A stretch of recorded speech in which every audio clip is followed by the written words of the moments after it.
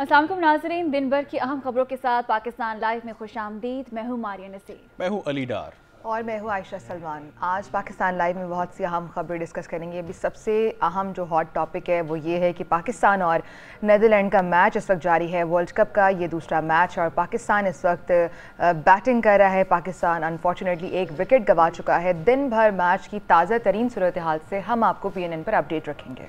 इसके अलावा आपको बताएंगे कि आज 25 दिन अब बाकी रह चुके हैं। अफ़गान मुकीम जो यहाँ पर गैर कानूनी रह रहे हैं, उनके यहाँ से वापस जाने में अफ़गानिस्तान में 25 रोज़ बाकी हैं। उसकी तफसीलात भी आपको बताएंगे, क्या डेवलपमेंट तक हो चुकी हैं, क्या होने जा रही हैं। और तीसरी चीज़ आपको ये बताएंगे कि अफ़गान ट्रांजिट ट्रेड का मामला कहाँ तक पहुँचा है, जो चीज़ों पर पाबंदी आई थी उसकी तफसीलात भी आपके सामने रखेंगे। और साथ ही साथ हम आपको बताएंगे कि सियासत के मैदान में इस वक्त क्या हलचल चल रही है, और साथ ही साथ सेहत के शोबे को भी हम टच करेंगे। स्मोक के हवाले से जो समात हुई है उस हवाले से जिक्र करेंगे। तो सबसे पहले हम वर्ल्ड कप का जिक्र करेंगे। जी हाँ, ICC men's cricket world cup में शाहीनों का आज पहला इम्तिहान है। पाकिस्तान की नीदरलैंड के खिलाफ बैटिंग भी जारी है और एक खिलाड़ी पवेलियन लौट गया है। टॉस जीत कर पाकिस्तान को पहले बैटिंग की दावत दी थी, नीदरलैंड ने टॉस जीता था। और अब ये खबर अभी जो ताज़ा अपडेट ये है कि 2 विकेट्स गंवा चुका है पाकिस्तान। और ये आप देखते हैं बाबर आजम ने विकेट गंवाई है, और बहुत ही बड़ा ये सेटबैक हुआ है कि पाकिस्तान टीम के जो कप्तान हैं बाबर आजम अर्ली विकेट गंवा बैठे हैं। अभी बिल्कुल खेल की शुरुआत ही थी और पहले फ़खर जमान ने विकेट दे दी, जिसके बाद अब दूसरी wicket opening batsman Babar Azam की विकेट चली गई है। वर्ल्ड कप में शाहीनों का ये पहला इम्तिहान है। इससे पहले वार्म अप मैचेस भी थे, दोनों वार्म अप मैचेस अनफॉर्चुनेटली हम नहीं जीत पाए थे, और उसमें भी पाकिस्तानी टीम थोड़ी स्ट्रगल करती नज़र आई थी। और बाबर आजम से क्रिकेट शायकीन को, कौमी टीम के जो फैंस हैं, क्रिकेट लवर्स को बहुत उम्मीदें होती हैं। तो बाबर आजम के विकेट जाना यकीनन एक बहुत बड़ा सेटबैक है, बहुत बड़ा धचका है। अब देखना ये होगा कि बाबर के बाद जो हमारे बैट्समैन हैं वो जिम्मेदारी लेते हैं या नहीं, और वो परफॉर्म कर पाते हैं या नहीं। अमूमी तौर पर ये भी देखा जाता है कि एक विकेट जाती है और अर्ली विकेट, कोई बड़ी विकेट चली जाए तो टीम का मोराल बहुत डाउन हो जाता है, जिसके बाद बाकी विकेट्स भी एक के बाद एक का अंबार लग जाता है। लेकिन अभी स्टिल रिजवान, ये देखिए रिजवान क्रीज पर मौजूद हैं, बहुत उम्मीदें हैं रिजवान से, और हम उम्मीद करते हैं कि आज रिजवान बहुत अच्छा खेल पेश करेंगे, सेंचुरी स्कोर करेंगे। और इमाम उल हक भी क्रीज पर मौजूद हैं। तो यकीनन अगर बाबर और फ़खर अर्ली आउट हो गए हैं, उसके बाद तमाम तर जिम्मेदारी बाकी बैट्समैन पर आ जाती है, मिडल ऑर्डर पर आ जाती है। लेकिन ये भी सच्चाई है कि पाकिस्तान का मिडल ऑर्डर भी स्ट्रगल करता हुआ दिखाई दे रहा है। तो यकीनन पाकिस्तान के लिए आज का मैच चैलेंजिंग होगा। अर्ली विकेट्स का जाना, और ये भी पहले बातें हो रही थी कि जो विकेट्स हैं वो बॉलर्स के लिए उस तरह से साजगार नहीं हैं, बॉलर थोड़ा इस पर स्ट्रगल करते नज़र आएंगे। जी हाँ, इस वक्त 34 रन्स पर जो हैं वो 2 खिलाड़ी आउट हो चुके हैं, और फ़खर जमान और बाबर आजम जो हैं वो काफ़ी जल्दी आउट हो चुके हैं। ये देखा जा सकता है कि फ़खर जमान ने सिर्फ 12 रन्स बनाए, और यकीनन ये एक सवाल निशान भी है कि कहाँ पर गलती हो रही है, फ़खर जमान क्यों अच्छा परफॉर्म नहीं कर पा रहे। इस वक्त नीदरलैंड्स का टॉस जीतकर फील्डिंग का फैसला था, और पाकिस्तान की इस वक्त बैटिंग जारी है। 2 खिलाड़ी आउट हो चुके हैं, और हमारे बड़े मेन बैटर बाबर आजम और फ़खर जमान इस वक्त पवेलियन जो है वो वापस लौट चुके हैं, और इस वक्त काफ़ी टफ टाइम यकीनन दे रहे हैं नीदरलैंड्स के बॉलर्स पाकिस्तान को, जिसके बाद हमने देखा कि 2 खिलाड़ी आउट हो चुके हैं नीदरलैंड्स के खिलाफ। पहला ये वर्ल्ड कप का मैच है पाकिस्तान का, और पहले ही मैच में हमने देखा हमारे बैटर्स की जानिब से 2 खिलाड़ी आउट हो चुके हैं सिर्फ 34 रन पर। और फ़खर जमान की विकेट ली है लोगन ने, जो कि नीदरलैंड के बॉलर हैं, जबकि बाबर की विकेट भी कॉलिन की बॉल पर हुई है, और दोनों का कैच हुआ है, कैच आउट हुए हैं। और बाबर आजम सिर्फ 5 स्कोर कर पाए थे, 18 बॉल्स पर उन्होंने 5 स्कोर दिए थे। उनका रन रेट, स्ट्राइक रेट उनका सिर्फ 27 था। तो बाबर आगाज़ से ही बहुत स्लो खेल रहे थे, शायद वो बॉल को रीड करने की, पिच को रीड करने की कोशिश में थे। ये पाकिस्तानी टीम का पहला मैच है इंडिया में ऑफिशियल, अगर देखें तो आज ये पहला मैच है।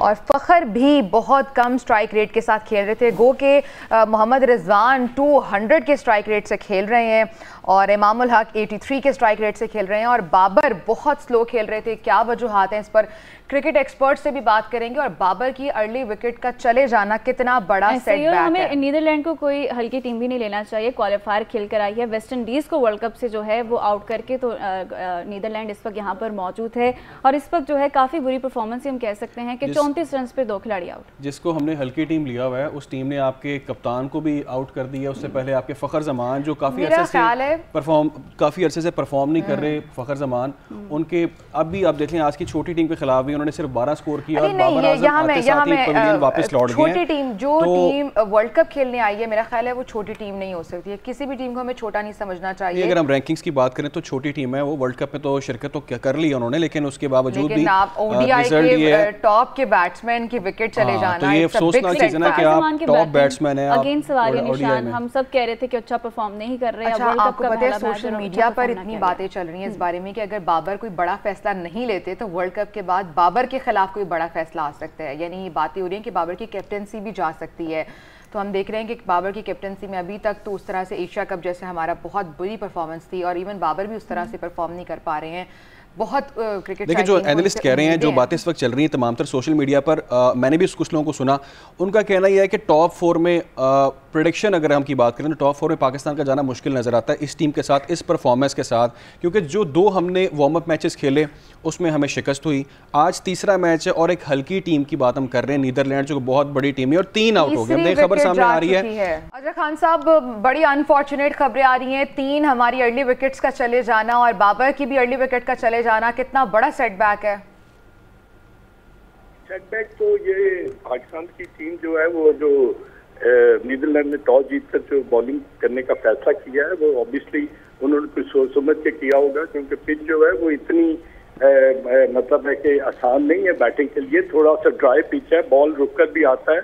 अभी बाबर को आपने आउट अगर उसे देखा तो वो बॉल को मिडिल पिच के ऊपर से खेलना चाह रहे थे मगर वो टाइम नहीं कर सके और इसलिए वो आउट हो गए।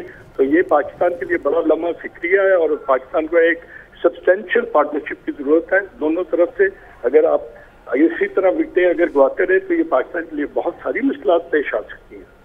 अजहर खान साहब, वो जो ऑपोजिट टीम है वो पूरी प्लानिंग के साथ आई है, टॉस जीतकर खुद उन्होंने बैटिंग की दावत दी, तो यकीनन कोई स्ट्रैटेजी भी होगी। तो जब आप टॉस हार जाते हैं तो यकीनन आपको प्लान बी पर जाना चाहिए। अभी तक पाकिस्तान टीम के पास आपको क्या नजर आ रहे हैं, प्लान्स होंगे या इम्प्लीमेंट नहीं हो रहे हैं? नहीं, प्लान देखें, टॉस जो है ना दैट इज नॉट कंट्रोलेबल। वो आप हार भी सकते हैं, आप जीत भी सकते हैं। जब अगर आप हारते हैं तो आपको प्लान बी के लिए तैयार होना चाहिए कि ऑपोजिशन की टीम जो है आपको बैटिंग के लिए भी कह सकती है और यही नीदरलैंड ने किया और they are successful in their game plan. और अभी तक उन्होंने जो विकेटें ली हैं उससे ये जाहिर होता है कि पाकिस्तान टीम को अब पार्टनरशिप की जरूरत है। जब भी आप बैटिंग करते हैं ना तो आपको पार्टनरशिप की जरूरत होती है। अगर पार्टनरशिप नहीं होगी तो ये प्रेशर बिल्ड करता जाएगा, ओवर्स खत्म होते जाएंगे और आपने अगर अपनी विकेटें गवा दी हैं तो फिर आप रन्स को एक्सेलरेट नहीं कर सकते, आप रन स्कोर नहीं कर सकते। तो वो प्रेशर जो है ना वो आपको बिल्कुल आया होगा, आपको सामने नजर आएगा। अजहर खान साहब, अभी आपको क्या स्ट्रैटेजी लग रही है नीदरलैंड की और हमारे इतने बड़े ओडीआई के टॉप्स के जो बैट्समैन हैं, बाबर आजम की मैं बात कर रही हूँ। एक तो वो जैसे स्टार्ट से आए बहुत उन्होंने स्लो खेला, उनका स्ट्राइक रेट बिल्कुल 27 के स्ट्राइक रेट से वो खेल रहे थे। तो आपको क्या कहाँ गलती लगती है? मेरा ख्याल है जी कि कोशिश तो यही होनी चाहिए कि Fakhar Zaman out of form थे, आपने देखा कि वो किस तरह आउट हुए और उन पर बड़ा बैंक कर रहे थे कि शायद वो नीदरलैंड के खिलाफ अच्छी पिच पर बैटिंग करेंगे, अपनी फॉर्म में वापस आ जाएंगे, आगे आने वाले मैचेस में पाकिस्तान को फायदा होगा। मगर जब आप आउट हो जाते हैं ना तो ये प्रेशर जो है ये मल्टीप्लाई हो जाता है आपके ऊपर कि आपने अगर नीदरलैंड के खिलाफ भी रन नहीं किए तो अच्छी टीमों के खिलाफ वो आपको नहीं करने देंगे। तो ये पाकिस्तान के लिए ऑब्वियसली एक बहुत बड़ा धचका है और मैं समझता हूँ कि आपको एटलीस्ट 250-300 रन करने चाहिए ताकि आप ये मैच जीत कर ना तो अपना एक अच्छा आगाज करें, विच लुक्स टू बी ये है कि क्रिकेट है ये गेम ऑफ ग्लोरियस अनसर्टेनिटीज है, इसके बारे में आप कुछ कह नहीं सकते। अब देखें कि पार्टनरशिप अगर बिल्ड होगी तो पाकिस्तान के लिए सूझबूझ साबित हो सकती है। अजहर खान साहब, क्रिकेटर्स जब बैट्समैन की बात आती है तो किसी भी मैच को जीतने के लिए बैटर्स को अपने हिस्से का काम करना पड़ता है और फिर हमारी एक्सपेक्टेशंस जाती हैं बॉलर्स पर। तो कहीं ये तो नहीं चल रहा कि हमारी पूरी टीम का इन्हिसार ही जो हमारे फास्ट बॉलर्स हैं उन पर होगा? बिकॉज नीदरलैंड के तो बॉलर्स ने आकर बस जो कर दिए वो सबके सामने ही है। नीदरलैंड की टीम के पास अगर देखें जी जो वो क्वालिफाई करके आए हुए हैं, वर्ल्ड कप खेलने के लिए आए, उन्होंने भी 9 मैचेस खेलने जिससे दूसरी टीमों में खेलने हैं। उनके पास भी अपनी जो स्किल है वो उसका मुजाहरा करने के लिए उनको बिल्कुल अपनी जो क्रिकेटिंग कैलिबर है वो दिखाना है और वो दिखा रहे हैं। और उसमें अगर वो परफॉर्म करते हैं और पाकिस्तान को अंडर प्रेशर रखते हैं और पाकिस्तान को ज्यादा रन नहीं करने देते, तो ये I think it character must be given to them कि उनका जो गेम प्लान है वो पाकिस्तान के ऊपर हावी हो रहा है। अच्छा अजहर खान साहब, कल हम बात कर रहे थे, क्रिकेट एक्सपर्ट्स भी हमारे साथ मौजूद थे, वो कह रहे थे कि यहाँ की जो पिचेस हैं ये ज़्यादा बैटिंग को सपोर्ट करती हैं, बैटर के लिए बड़ी साजगार पिचेस हैं, बॉलर्स इन पिचेस पर स्ट्रगल करते नजर आएंगे, लेकिन आज तो पूरा पासा पलट गया खेल का। यहाँ बॉलर्स तो बहुत अच्छा कर रहे हैं और बैटर स्ट्रगल करते नजर आ रहे हैं। आप समझते हैं इसमें पिच का भी कुछ ना कुछ है? देखिए पिच जो है ना वो जैसा कि आपने अगर कल अहमदाबाद में देखा होगा तो वहां पर जब सेकंड टाइम बैटिंग की न्यूजीलैंड में तो वो बहुत ही अच्छी पिच नजर आ रही थी। वो जो पड़ी ना तो वो पिच जो थी और सीधी भी हो गई, बल्ले पर बॉल आ रहा था, तो उससे ये जाहिर हो रहा है कि ये जो हैदराबाद की पिच है ये स्लो पिच है। स्लो पिच का मीन्स कि ये ड्राई है और ड्राई पिच में कई दफा बॉल जो है ना वो फंस जाता है, पिच के ऊपर बल्ले पर आता नहीं। तो अगर ऐसा कोई सिलसिला है तो बैट्समैन को ना थोड़ा सा टाइम अपना कंज्यूम करना पड़ेगा, जरा वक्त गुजारना पड़ेगा पिच पर, फिर जाकर वो अपने आप को ना एक्सेल कर सकते हैं। तो अगर वो नहीं, अगर ऐसा गेम प्लान उनका या उनका माइंड सेट या पॉजिटिविटी नहीं है तो आप सिर्फ हिट मार के अगर आउट हो जाते हैं तो फिर तो अपनी टीम को आप बहुत प्रेशर में ले आएंगे। अच्छा अजहर खान साहब, नीदरलैंड को हम इजी तो ले नहीं सकते क्योंकि हमने देखा कि वो क्वालिफायर खेल कर आई है और अच्छा खेला है, वेस्ट इंडीज़ को जो है उन्होंने हराया है, तो एक अपसेट जो है वो ये टीम देने की सलाहियत रखती है। लेकिन नीदरलैंड ने, आपको याद होगा कि वर्ल्ड कप T20 के था उसमें उन्होंने साउथ अफ्रीका को भी हराया था, जिसकी वजह से पाकिस्तान क्वालिफाई कर गया था फाइनल के लिए। तो मैं ना ये समझता हूँ कि वो टीम के पास स्किल जरूर है, उनके पास थोड़ा सा एक्सपीरियंस की कमी है, उनका इंफ्रास्ट्रक्चर इतना अच्छा नहीं है, मगर उनके प्लेयर्स जो है जाके काउंटी क्रिकेट में, इंग्लिश काउंटी क्रिकेट में खेलते हैं, उनको वहाँ पर तजर्बा हासिल है। तो अगर वो आप पर हावी हो गए तो फिर वो आपको ना उस प्रेशर से निकलने नहीं देंगे। तो पाकिस्तान के लिए बहुत जरूरी है क्योंकि बैट्समैन जो है वो थोड़ा सा टाइम कंज्यूम करें, जरा सीधा खेलें, पार्टनरशिप बिल्ड करें, और पार्टनरशिप बिल्ड करने के बाद फिर आप अगर इस पोजीशन में आते हैं कि आप। अच्छा अजहर खान साहब, पार्टनरशिप की आप बात करें, सऊद शकील आके बड़ा अच्छा खेल रहे हैं, 5 पर उन्होंने 5 स्कोर दिया है और रिजवान मेरा ख्याल है थोड़ी जिम्मेदाराना बैटिंग कर रहे हैं। तो अभी आपको ये भी पता है कि जो हमारा मिडल ऑर्डर है वो कितना स्ट्रगल करता नजर आ रहा है। अभी कोई उम्मीदें लगानी चाहिए या कोई अच्छी पार्टनरशिप दे सकते हैं रिजवान और सऊद शकील? आज जरूर इनको देखें, ये भी अब इनके स्किल का एक इम्तिहान है, एक टेस्ट है, और आप वर्ल्ड कप का मैच खेल रहे हैं, पहला मैच है, आपके 3 खिलाड़ी आउट हो चुके हैं। तो अब ये इसमें आपको अब ग्लोरी नहीं दिखानी कि आपने बड़े लंबे लंबे छक्के मार दें या चौके मार दें, आप थोड़ा सा टाइम कंज्यूम करें पिच पर, बॉल को आने दें, जरा देखें कि बॉल स्पिन कर रहा है या बॉल जो है थोड़ा सा रुक कर आ रहा है, तो they should play according to the situation. Khan sahab, एक और बड़ी इंपॉर्टेंट चीज़ जो हम परफॉर्मेंस देख रहे हैं इस वक्त भी, जो टीम हमारी परफॉर्म कर रही है, हमारे सामने तमाम तर स्कोर कार्ड है। फ़खर जमान ने 12 स्कोर किया, बाबर आजम ने 5 स्कोर किया, इमामुल हक ने भी 5 स्कोर किया है। तो क्या समझते हैं इस टीम के साथ, इस परफॉर्मेंस के साथ 2 वार्म अप मैच हम हार चुके हैं, आप देख रहे हैं इस टीम को टॉप 4 के अंदर?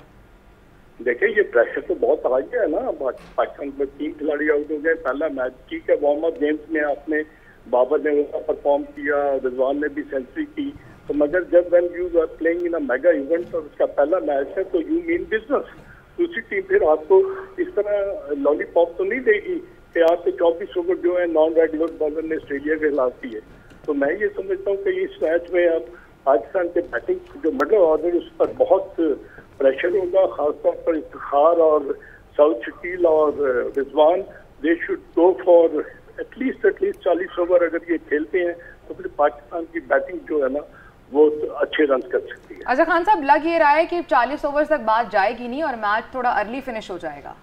नहीं, ये नहीं कह सकते आप, you can not predict in cricket, ये गेम ऑफ ग्लोरियस अनसर्टेनिटीज है, ये क्रिकेट की तरह रंग बदलती है। अच्छी पार्टनरशिप अगर होगी तो इंशाल्लाह पाकिस्तान अच्छा टोटल कर सकता है। अच्छा अजहर खान साहब, आपकी मौजूदगी का फ़ायदा उठाते हुए ट्विटर पर या दीगर सोशल मीडिया के जो प्लेटफॉर्म्स हैं उन पर ये बातें हो रही हैं कि अगर बाबर ने कोई बड़े फैसले ना किए तो वर्ल्ड कप के बाद बाबर के खिलाफ कोई बड़ा फैसला हो जाएगा। उसमें आपको लग रहा है कि ये वाकई सच बात है और ऐसा हो भी सकता है? नहीं, मेरा ख्याल है कि अभी it's too early to predict. Babar is a very good player, उसको पता है कि उसने कम बैक करनी है, अगर प्रेशर उनके पास ज्यादा था तो फिर ये वर्ल्ड कप के बाद आप इसका एक्सरे कर सकते हैं, आप इवेल्युएट कर सकते, एनालिसिस कर सकते हैं, but you can not predict it now कि एक मैच अभी हुआ है, अभी बाबर आउट हुआ है तो हम इसके बारे में अभी प्रेडिक्शन। लेकिन अजहर खान साहब, एशिया कप में भी तो यही तसलसल चला आ रहा था। अब एशिया कप में जो परफॉर्मेंस है वो आपके सामने है, जो इंडिया के खिलाफ हमने परफॉर्मेंस दी, अभी नीदरलैंड के साथ ये सब हो रहा है, तो बड़ी डिसअपॉइंटमेंट है। नहीं, आपकी बात ठीक है, डिसअपॉइंटमेंट तो होनी चाहिए, ये जरूरी है। They are professional, they are paid for their job, और मेरा ख्याल है कि उनको भी इस चीज का इल्म होना चाहिए। अच्छा अजहर खान साहब, आपका एक्सपीरियंस क्या कहता है कि आइदर यू प्ले क्रिकेट और आप या ओपनिंग बैट्समैन के तौर पर अच्छा खेल सकते हैं या फिर कैप्टनसी अच्छी कर सकते हैं एक वक्त में, क्या दोनों काम मुश्किल पेश आ रही है क्या? नहीं, ये जरूरी नहीं है। देखिए, वो नंबर 3 पर बैटिंग करने आते हैं, उनको अपनी एबिलिटी पर भी नाज है, वो रन भी कर सकते हैं, मगर ये है कि अब अगर ये वर्ल्ड कप में अगर इसी तरह ये सिलसिला जारी रहा और पाकिस्तान की टीम परफॉर्मेंस ना कर सकी, तो फिर तो आपको पता है वो एक्सरे जो है वो जब किया जाएगा तो फिर बहुत सारे जो प्रॉब्लम्स हैं वो नमूदार होंगे और वो आसार नजर आएंगे कि इन प्लेयर्स के ऊपर भी प्रेशर पड़ गया। अच्छा अजहर खान साहब, अभी तक आप यकीनन मैच देख रहे होंगे, घर पर होंगे आप, यकीनन मैच देख रहे हैं। सऊद शकील ने 8 पर 10 स्कोर कर दिया, 125 के वो स्ट्राइक रेट से खेल रहे हैं, तो आपको लग रहा है कि सऊद अच्छा परफॉर्म कर लेंगे? और सऊद थोड़ा जिम्मेदाराना बैटिंग कर रहे हैं, रिजवान भी अच्छा खेल रहे हैं, तो मेरा ख्याल है थोड़ा सब समझ आ गई है विकेट की। नहीं, देखें, जितना वक्त वो गुजारेंगे ना पिच पर और जितना वो स्ट्राइक को रोटेट करेंगे, left hand and right hand combination जो होता है ना, वो हमेशा बॉलिंग साइड को प्रॉब्लम क्रिएट करता है। तो आई थिंक सऊद शकील एक ऐसे प्लेयर हैं जिन्होंने टेस्ट मैचेस में प्रूव किया और अपनी परफॉर्मेंस उनकी मुंह बोलता सबूत है इस चीज का। तो ही इज वन प्लेयर जो कि लंबी इनिंग खेलते थे। रिजवान को बहुत एक्सपीरियंस है, तो पाकिस्तान के दोनों प्लेयर जो हैं इन पर बहुत बैंक करता है कि एक अच्छी पार्टनरशिप हासिल करें। अच्छा, एक ये भी बात तो है ना अजहर खान साहब, नसीम शाह जैसे आज टीम में नहीं है और हमारे जो 2 फास्ट बॉलर्स हैं, और उसके अलावा भी एक बड़ी अहम बात कल हफीज़ भी कर रहे थे। कल हफीज़ का मैं एक इंटरव्यू देख रही थी, मोहम्मद हफीज़, वो कह रहे हैं कि हमारी 4 बड़ी खामियां हैं टीम में और जब तक उनको आप एड्रेस नहीं कर सकते आप वर्ल्ड कप नहीं जीत सकते। सर, आपकी नज़र में क्या 4 खामियां हो सकती हैं? नहीं, देखिए, अब नसीम शाह तो आपके पास नहीं है ना, तो जो आप मौजूदा रिसोर्सेज आपके पास है आपने उनको यूटिलाइज करना है। तो अगर आप उनको नहीं यूटिलाइज करते तो फिर तो कॉम्बिनेशन का बनना बड़ा मुश्किल है। तो मेरा my point of view is very clear कि जो आपके 15 हैं अब इन्होंने परफॉर्म करना है। अगर ये नहीं करते तो आई थिंक सर लास्टली अभी आप क्या मैसेज देंगे टीम को, किस तरह खेलना चाहिए टू विन दिस मैच? मैंने आपसे यही बात की है कि सऊद और रिजवान की पार्टनरशिप बहुत ही अहमियत की हामिल है। सऊद और रिजवान की पार्टनरशिप अच्छी हो सकती है। साबिक टेस्ट क्रिकेटर अजहर खान साहब हमारे साथ मौजूद थे। अजहर खान साहब, बहुत बहुत शुक्रिया आपके वक्त का। पाकिस्तान और नीदरलैंड का ये मैच जो कि इस वक्त जारी है, वर्ल्ड कप का दूसरा मैच है और अनफॉर्चुनेटली पाकिस्तान को ये ख़ास परफॉर्मेंस नहीं दे रहा है। 3 अर्ली विकेट से गंवा चुके हैं। हमारे तीनों जो ओपनिंग बैट्समैन थे वो अभी पवेलियन लौट गए हैं और अभी सऊद शकील मौजूद हैं विकेट पर, मोहम्मद रिजवान मौजूद हैं और अच्छी पार्टनरशिप बन सकती है। और अगर अच्छी पार्टनरशिप वो बिल्ड करते हैं और मैच को थोड़ा आगे ले जाते हैं तो यू नेवर नो कि हम शायद ये मैच जीत भी सकते हैं। बिल्कुल, आगे बढ़ते हैं और बात करते हैं अभी कि भारत को खेल के मैदान में भी सियासत भारी पड़ गई है, क्योंकि नाज़रीन, वर्ल्ड कप के इफ्तिताही मैच के दौरान स्टेडियम में तमाशाइयों की अदम दिलचस्पी सामने आ रही है। मैचेस शुरू होने से कबल ऑनलाइन बुकिंग वेबसाइट ने तमाम टिकट्स फरोख्त होने का दावा किया था। तमाशाइयों की अदम दिलचस्पी ने तमाम टिकट्स की फरोख्त का दावा झूठा करार दे दिया। सोशल मीडिया पर शायकीन की जानिब से भारतीय क्रिकेट बोर्ड पर खूब तनकीद की जा रही है। खाली स्टेडियम की तस्वीर और वीडियोस भी खासी इस वक्त सोशल मीडिया पर वायरल हो चुकी हैं। अगर आज के मैच की बात करें तो आज के मैच में भी हम ये देख रहे हैं कि तमाम तर जो स्टेडियम है वो खाली नज़र आ रहा है, कुर्सियां खाली पड़ी हैं और कोई मैच के अंदर किसी किस्म की कोई दिलचस्पी नज़र नहीं आ रही लोगों की। ऐसे बड़ा सवालिया निशान है कि इंडिया, जहाँ की पॉपुलेशन की बात की जाए तो पाकिस्तान से कितनी ज़्यादा पॉपुलेशन है और वहाँ पे तो वैसे ही क्रिकेट को कितना पसंद किया जाता है। नहीं है वहाँ पर कि वहाँ भी बहुत क्रिकेट लवर्स है, लेकिन ये बहुत सवालिया निशान है कि वहाँ पर भी इतने क्रिकेट लवर्स मौजूद हैं और आपका स्टेडियम खाली पड़ा है। इसके पीछे क्या रीजन हो सकती है? मेरा ख्याल है वो भी रीज़न है, सिक्योरिटी थ्रेट्स भी चल रहे हैं इंडियन मीडिया पर, तो मेरा ख्याल है वो भी डेफिनेटली एक फैक्टर हो सकता है। और शायद दोपहर का वक्त है, लोग इतना, ओडीआई का बहुत लंबा मैच होता है, 100 ओवर्स का मैच होता है, लोग इसलिए शायद जल्दी नहीं निकलते, लेकिन शाम में स्टेडियम भरना शुरू हो जाता है। शाम में आपको लग रहा है कि होपफुली ओडीआई T20 के जो मैचेस होते हैं ना उसमें बहुत खचाखच स्टेडियम भरे होते हैं। इसमें एक और चीज़ भी, एक झूठ का सहारा भी लिया गया, क्योंकि बीजेपी ने अवाम को मामू बनाया है। खबर हमारे पास है, पाक भारत मैच का कहकर उन्होंने पाकिस्तान और भारत का मैच है टिकट थमा दिया और असल में मैच किसी और का था। ये भी उन्होंने गेम खेली लोगों के साथ। अच्छा, और आपने कल आपने स्टोरी दी थी वो कि मेरा ख्याल है वो खाना शाना भी प्रोवाइड कर रहे थे, स्टोरीज दे रहे थे, लेकिन फिर भी हैं, लोग नहीं आए देखने। मिनरल वाटर दे रहे हैं, चाय दे रहे हैं, खाना दे रहे हैं। अच्छा, वैसे अगर आप पाकिस्तानियों को वीजे दे दे तो शायद हम तीनों में से भी कोई एक आधा मैच देखने आ जाता। मतलब वीजे दे रहे हैं ना, जो सहाफी उनको दे रहे हैं ना, शायकीन क्रिकेट को दे रहे हैं, तो इस पर भी सियासत चल रही है। आप बताइए। जी हाँ, हम लोग डिजिटल पर भी इस वक्त लाइव जा रहे हैं और क्रिकेट के हवाले से इस वक्त जो परफॉर्मेंस चल रही है, जो मैच चल रहा है, उस पर आपको लम्हा बलम्हा जो है अपडेट कर रहे हैं। कैसी बॉलिंग जा रही है, कैसी बैटिंग जाएगी, कैसी फील्डिंग होगी, इस पर जो है हमारे तजियाकार वहाँ पर मौजूद स्क्रीन पर आप देख सकते हैं। ये डिजिटल PNN डिजिटल पर चल रही है, खुसूसी नशरियात स्पोर्ट्स के हवाले से। वर्ल्ड कप है, यकीनन हर जगह यही बात हो रही है और स्पोर्ट्स की बात हो रही है, क्रिकेट की। ये आप देख सकते हैं, हमारे स्पोर्ट्स एनालिस्ट हैं, ये आप देख रहे हैं उसामा मंज है, हमारे स्पोर्ट्स एंकर हैं, बहुत ही शानदार काम करते हैं स्पोर्ट्स के हवाले से, बड़ी गहरी नज़र रखते हैं। स्पोर्ट्स कॉरेस्पॉन्डेंट है हमारे साथ और दीगर गेस्ट भी मौजूद हैं और सिर्फ वहाँ पर क्रिकेट की बातें चल रही हैं। तो अगर आप और इस टाइम बड़ी दिलचस्प डिस्कशन चल रही है आज के मैच को लेकर। अली, मैं तो बहुत मायूस हो गई हूँ, मैं आपको सच बात बताऊँ तो ऑब्वियसली अभी परफॉर्मेंस अच्छी नहीं चल रही है। तो अगर आप देखना चाहते हैं क्रिकेट की ट्रांसमिशन तो आप PNN डिजिटल पर जा सकते हैं। अभी कुछ दीगर खबरें शामिल करेंगे और वो मारिया बता रही हैं। जी हाँ, बीजेपी ने आवाम को ही मामू बना दिया है। पाक भारत मैच का कहकर जो है टिकट फरोख्त की गई और ये कहा गया कि ख़वातीन शायकीन ने बीजेपी का भांडा जो है फोड़ दिया है। उनकी जानिब से ये कहा गया है कि जो है मैच जो है वो आप देखने आए यहाँ पर फ्री में और यहाँ पे पाक भारत का जो है वो मैच चल रहा है, लेकिन वहाँ पर देखा गया कि इंग्लैंड और न्यूजीलैंड का मैच चल रहा है। यानी ये गुफ्तगू आपने सुनी, अभी जो आप ही बात कर रहे थे अली, मुझे हंसी आई। आप बताइए ये मसला क्या है? मैं ये देख रहा हूँ कि किस तरह से अवाम को कितना वो बेवकूफ़ समझते हैं। अगर आप इस तरह करेंगे अपने शायकीन के साथ, उनको धोखा दे के वहाँ पे बुलाएंगे, कभी स्कूल के बच्चे वहाँ पे आप ट्रिप के लिए भर के ले जाते हैं कि किस तरह स्टेडियम फुल करा लें, लेकिन आपका असल हाल तो ये है कि आप दूसरे मुल्क पर तनकीद करते हैं, वहाँ जाते नहीं हैं और अपने मुल्क में आपने ऐसा माहौल बनाया नहीं, ऐसी सिक्योरिटी आपके पास नहीं है कि लोग वहाँ पर आकर मैच देखें। और शायद मेरा ख्याल है आयशा, गुज़िश्ता रोज़ भी हमने नाज़रीन को वीडियो दिखाई जिसमें जो गंदगी का क्या हाल था स्टेडियम के अंदर, नरेंद्र मोदी स्टेडियम में। वहां पर पता था ना कि आना ही नहीं है लोगों ने, तो साफ करके क्या मिल जाना है, चेयर्स को साफ करके क्या मिलना है। वो जिस तरह समझते हैं कि बीजेपी का जलसा तो नहीं है मैच की और सेरेमनी की विदाउट ये ओपनिंग है, आवाम ही नहीं है, सफाई का कोई हाल नहीं है। अच्छा, मैं ये हैरान हूं कि ICC को ये सब क्यों नजर नहीं आता। ICC कहाँ है, खामोश है। मतलब उनको BCCI का इतना होल्ड है ICC में, लेकिन आप इस तरह क्रिकेट को खराब कर रहे हैं, क्रिकेट फैंस सफर कर रहे हैं। उसके अलावा आप ये देखिए कि जो एशिया कप में इंडिया ने किया हमारे साथ, तो पूरा एशिया कप इन्होंने आलूदा कर दी है। और अब ये देख लें दूसरा मैच है, स्टेडियम खाली है, लोगों का इंटरेस्ट ही नहीं है मैचेस में। यही बात मैं भी कुछ देर पहले कर रहा था कि ये कोई जलसा नहीं है, जिस तरह से क्रिकेट मैच है, ये कोई बीजेपी का जलसा नहीं है। भारतीय हुकाम स्टेडियम भरने की हिकमत अमली, फ्री टिकट के साथ चाय और मुफ्त लंच की सहूलियत फराहम कर रहे हैं। भारतीय मीडिया के मुताबिक जो हुक्मरान जमात है बीजेपी, उन्होंने सिटी वार्ड लेवल पर स्टैंड्स को भरने की हिकमत अमली बनाई है।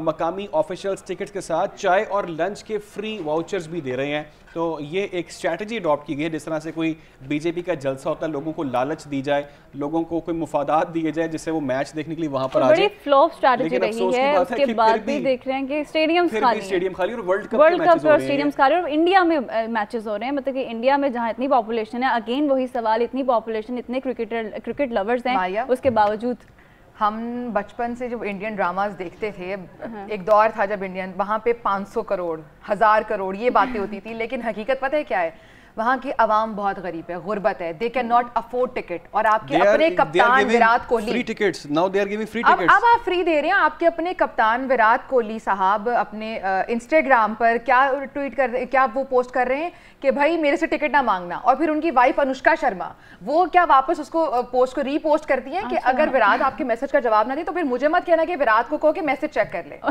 यानी आप टिकट्स नहीं दे रहे हैं आपको, और जो आपके अपने बहुत बड़े बैट्समैन है विराट, वो ये बातें कर रहे हैं और स्टेडियम आपके खाली हैं। तो मेरा ख्याल है वर्ल्ड कप का मजा करके रहा। और ऐसे ही कि मैचेस के दौरान स्टेडियम को कैसे भरा जाए, इस हवाले से बातचीत चल रही है। भारतीय हुकाम मुख्तलिफ हरबे इस्तेमाल करने लगे हैं और BCCI के सेक्रेटरी जे शाह ने स्टेडियम में क्राउड लाने के लिए शायकीन को मुनफरिद पेशकश कर दी है। और पेशकश क्या है, जे शाह ने सोशल मीडिया पर जारी बयान में कहा है कि स्टेडियम में शायकीन को मिनरल वाटर और पैकिंग में दस्तयाब मुफ्त पानी दिया जाएगा, जो हाइड्रेट रहेंगे और गेम जो है वो एंजॉय करेंगे। आए और वर्ल्ड कप के दौरान ना भुलाए जाने वाले लम्हात बनाए, ये पैगाम उनकी जानिब से दिया गया है। और उसके बावजूद हम देख रहे हैं स्टेडियम खाली है। अच्छा, जय शाह ये वही हैं जो एशिया कप में जिन्होंने हठधर्मी दिखाई कि जी हमने यहीं कराने हैं एशिया कप का सारे मैचेस, कहीं और नहीं कराने हैं।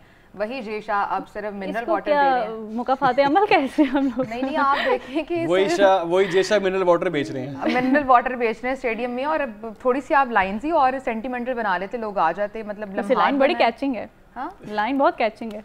अच्छा चलिए हम आपको क्रिकेट का सारा बताएंगे, अभी जो मैच भी चल रहे हैं उसकी भी अपडेट देंगे। अभी हम ले रहे हैं ब्रेक। वेलकम बैक नाज़रीन। स्पोर्ट्स के बाद ज़रा सियासी मैदान को टच करते हैं। नवाज शरीफ की medical report Lahore high court में जमा कर दी गई है। वकील अमजद परवेज़ ने बरतानवी मॉलिज की कायद मुस्लिम लीग नून से मुतालिक मेडिकल रिपोर्ट रजिस्ट्रार ऑफिस में जमा कराई है। रिपोर्ट में लिखा गया है कि नवाज शरीफ अभी भी दिल के आर्जे में मुब्तला है। नवाज शरीफ की माजी की हाई बाईपास सर्जरी के सबब मुसलसल चेकअप किया है। बिल्कुल ये खबरें सामने आ रही हैं। नवाज शरीफ को लंदन और पाकिस्तान में इलाज की ज़रूरत है। नवाज शरीफ की medical report Lahore high court में जमा करवा दी गई है। वकील अमजद परवेज़ ने मेडिकल रिपोर्ट रजिस्ट्रार ऑफिस में जमा करवा दी है। नवाज शरीफ अभी भी दिल के आर्जे में मुब्तला है। मेडिकल रिपोर्ट में कहा गया है नवाज शरीफ की माजी की बाईपास सर्जरी के सबब मुसलसल उनका चेकअप किया जाता है। नवाज शरीफ को लंदन और पाकिस्तान में अभी भी फॉलोअप की ज़रूरत है। ये तफसीलात मेडिकल रिपोर्ट में सामने आ रही हैं।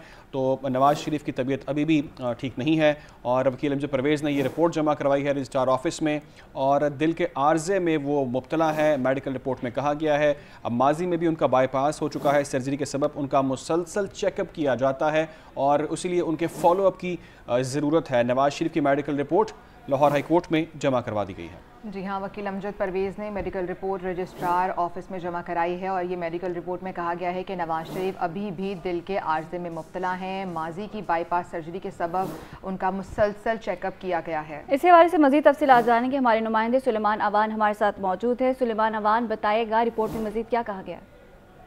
आज बिल्कुल साबिक वज़ीर-ए-आज़म नवाज शरीफ की बरतानिया हॉस्पिटल की जानिब से जो है वो एक मेडिकल रिपोर्ट जो है वो जारी कर दी गई है, जो कि उनके वकील अमजद परवेज़ की जानिब से आज लाहौर हाई कोर्ट के रजिस्ट्रार ऑफिस में जो है वो जमा करवा दी गई है। रिपोर्ट में ये चीज़ें सामने आई हैं कि साबिक वज़ीर-ए-आज़म नवाज शरीफ जो है वो दिल के आर्जे में अभी भी मुब्तला हैं और शुगर और दीगर बीमारियों के बायस उनका जो चेकअप है वो मुसलसल होता रहा है। जबकि कोरोना वबा के दौरान जो है नवाज शरीफ को पाकिस्तान आने से रोक दिया गया था और इनका जो चेकअप है वो मुसलसल पाकिस्तान और लंदन में जो है वो जारी रहेगा। मुसलसल वक्त के फॉलोअप चेकअप जो है वो जारी रहेगा। इसमें यह भी बताया गया है कि एंजियोग्राफी जो पहले और बाईपास करवाया गया था उसके बाद जो है इनका चेकअप जो है वो जो है वो जारी रहा था, जबकि दूसरी जानिब उनकी एंजियो जो है एंजियोप्लास्टी जो थी उसमें उनको जो प्रॉब्लम सामने आई थी, जो कि नवंबर 2022 में ऑपरेशन किया गया और उसके बाद जो है नवाज शरीफ को स्टंट भी डाले गए और जो ऑपरेशन कामयाब हुआ। उसके बाद अभी भी जो रिपोर्ट सामने आ रही है उनको यही आ रहा है कि जो साबिक नवाज शरीफ है वज़ीर-ए-आज़म नवाज शरीफ थे उनको जो है अभी भी फॉलोअप चेकअप की ज़रूरत है। लाहौर अगर वो पाकिस्तान आते हैं तो उनको चेकअप की ज़रूरत है और अगर वो लंदन में है तो उनको फॉलोअप जो चेकअप है वो जारी रहेगा।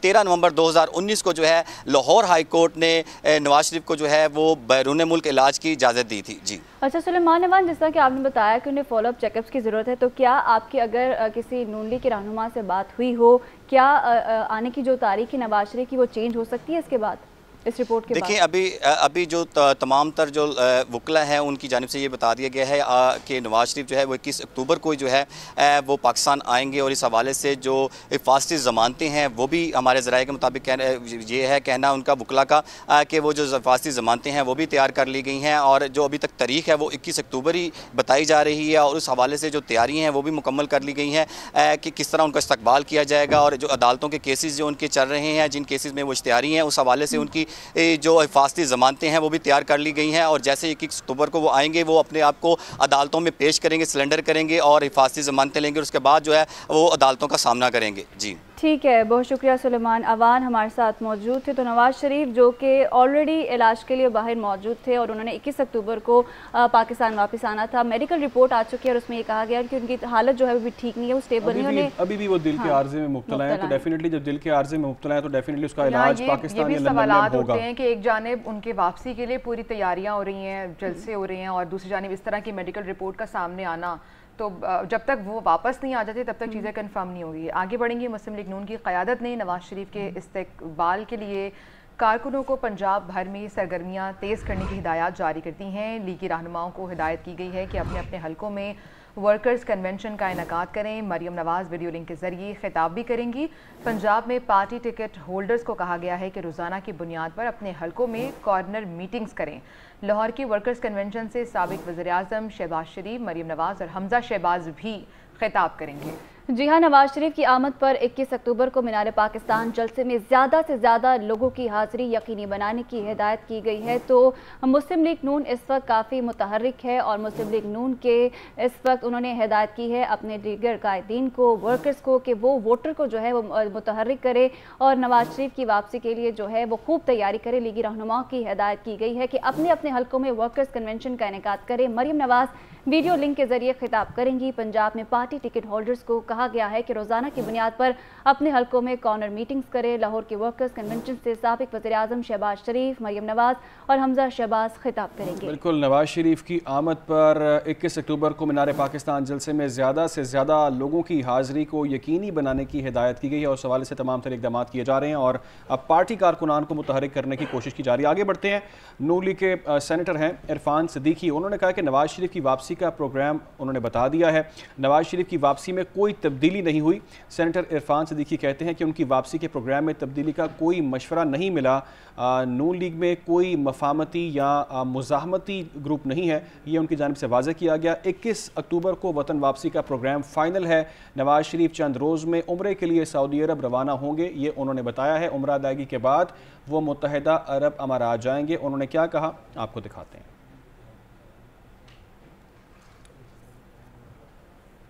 मौजूद हूँ लंदन के अंदर। अभी मियाँ साहब से भी मेरी बड़ी मुलाकात हुई है। प्रोग्राम को हतमी शक्ल आलमोस्ट दे दी गई है। इंशाल्लाह वो चंद दिनों बाद उम्रे की सआदत के लिए जाएंगे सऊदी अरेबिया। वहाँ से वो प्रोग्राम के मुताबिक अगर उसमें कोई चेंज नहीं आती तो मुत्तहिदा अरब अमारात आएंगे 1-2 दिन पहले और वहाँ से फिर अगला प्रोग्राम जो है 21 तारीख का उनका फाइनल है इंशाल्लाह और वो पहुँचेंगे अपने प्रोग्राम के मुताबिक। तो पहली बात तो यह है कि हमारे यहाँ ना कोई इस तरह की ग्रुपिंग है कि फ़लाँ मुफाहमती ग्रुप है और फ़लाँ कोई मुज़ाहमती ग्रुप है। ये मैं बिल्कुल वाज़े तौर पर इन सारी अफवाहों की तरदीद करता हूँ। मियाँ साहब का प्रोग्राम बिल्कुल पुख्ता है और उसमें कोई तब्दीली की बात भी नहीं हो रही है। ना किसी ग्रुप की तरफ से कोई ऐसी राय आई है, ना कोई इस तरह का मशवरा आया है। ये सारी खुद साख्ता किस्म की कहानियां हैं जो मीडिया पे आ रही हैं। तो मेरा ख्याल है कि मैंने मुनासिब समझा कि इंडिविजुअली जवाब देने के बजाय इसको क्लियर कर दिया जाए सबके लिए। तो ये तो उनकी जानिब से बयान आया, लेकिन अभी जो रिसेंट जो अपडेट है वो रिपोर्ट है मियां नवाज शरीफ की मेडिकल रिपोर्ट, तो यकीनन कहीं ना कहीं प्लानिंग में चेंजेस भी आ सकती हैं। लेकिन उनकी वापसी जब तक यहाँ पे वो आ नहीं जाएंगे पाकिस्तान, तब तक तो ये अभाम रहेगा कि वो वापस आ रहे हैं कि नहीं आ रहे। उससे पहले बहुत सारे स्टेटमेंट्स आ रहे हैं मारिया। उससे पहले आपने शायद देखा होगा फैसल वाडा साहब कह रहे थे उनको वापस नहीं आना चाहिए। फिर हमने देखा खुर्शीद शाह साहब पीपल्स पार्टी के सीनियर रहनुमा वो ये बात कर रहे थे कि नवाज शरीफ साहब वापस आएँ, आके मुकदमात का सामना करें। तो ये चीज़ें बहुत ज़्यादा डिस्कस की जा रही हैं। इस पर बात करने के लिए हमारे साथ मौजूद है राना अफजाल एहसन। राना अफजाल एहसन साहब, बहुत शुक्रिया आपके वक्त का। सबसे पहले तो हम सब यही दुआगो हैं कि अल्लाह ताला जो है वो नवाज शरीफ को सेहत अता करे। और मेडिकल रिपोर्ट उनके सामने आई है और मेडिकल रिपोर्ट कुछ अच्छी नहीं लग रही है, तो क्या कहेंगे, क्या 21 अक्टूबर की जो डेट है वापसी की डेट वो अटल रहेगी?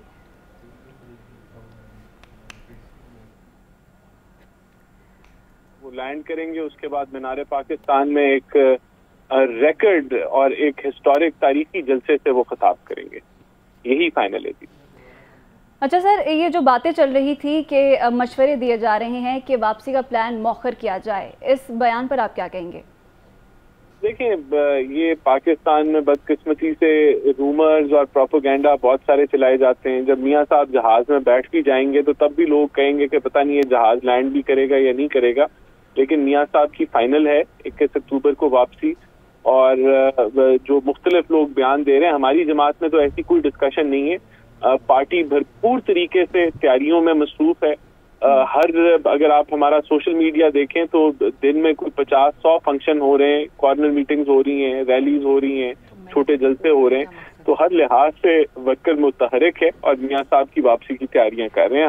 हम तो एक तरीके से इलेक्शन मोड में जा चुके हैं। आप लोग इलेक्शन मोड में चले गए हैं। राना साहब, आज शहबाज शरीफ की भी अहम प्रेस कॉन्फ्रेंस है, क्या कहेंगे, क्या इंपॉर्टेंट ऐलानात आज हो सकते हैं?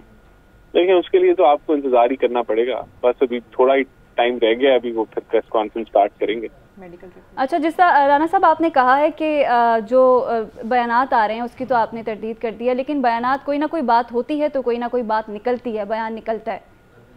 असल में बहुत सारे लोगों की ख्वाहिश है कि मियाँ साहब ना वापस आए। ये वही लोग हैं जो अब तक यही बयान देते रहे कि मियाँ साहब वापस क्यों नहीं आते, और आज जब वो आ रहे हैं वापस तो उनको घबराहट है कि वो PMLN को मुतहरिक कर देंगे, PMLN के वर्कर्स में जान आ जाएगी और PMLN जो है अगले इलेक्शन को इंशाल्लाह ताला क्लीन स्वीप करेगा पंजाब में और वफाक में भी इंशाल्लाह हम अपनी हुकूमत कायम करेंगे। तो ये जो खदशा है, जिन लोगों को इससे डर महसूस होता है, वो फिर इसी तरह का प्रोपेगेंडा जो है वो कर रहे हैं। अच्छा राना साहब, हमने देखा कि वावड़ा साहब का मशवरा हो गया या फिर खुर्शीद शाह के बयानात हो गए, कहीं ना कहीं प्रेशर तो दिया जा रहा है, तो ये क्या सिर्फ एक पॉलिटिकल प्रेशर हो सकता है? नहीं, अब वाड़ा साहब के आप अगर आप वाड़ा साहब की बात करेंगे तो उनके 20 बयान होंगे कि मियाँ साहब वापस क्यों नहीं आते, और वो सवाल पूछते थे और इस पे जो है कि ये इनको वापस आना चाहिए। अब जब वो वापस आ रहे हैं तो वो मशवरा दे रहे हैं कि मेरा मशवरा है कि वो वापस ना आए। तो वो तो अब एक नॉन एंटिटी बन चुके हैं और वो इन बयानात से जो है वो कोई ना कोई उनका कोशिश होती है कि अपने लफ्जों से कोई तहलका वो फैलाएं जिससे वो रेलेवेंट रहें। बाकी मैं नहीं समझता कि हमारी पार्टी से, जो जिस पार्टी का ये मसला है कि मियाँ साहब ने वापस आना है, हमारी पार्टी ये चीजें फाइनल कर दें कि जिस तरह रिपोर्ट आई है मियाँ नवाज शरीफ की, उसके बाद भी मियाँ नवाज शरीफ साहब जो है वो 21 अक्टूबर को आ रहे हैं पाकिस्तान। जी बिल्कुल, इंशाल्लाह 21 अक्टूबर को मियाँ नवाज शरीफ पाकिस्तान में होंगे और कोई तब्दीली नहीं इंशाल्लाह इस प्लान में होगी। तैयारियां मुकम्मल हैं मियाँ साहब की एक तारीखी वेलकम के लिए।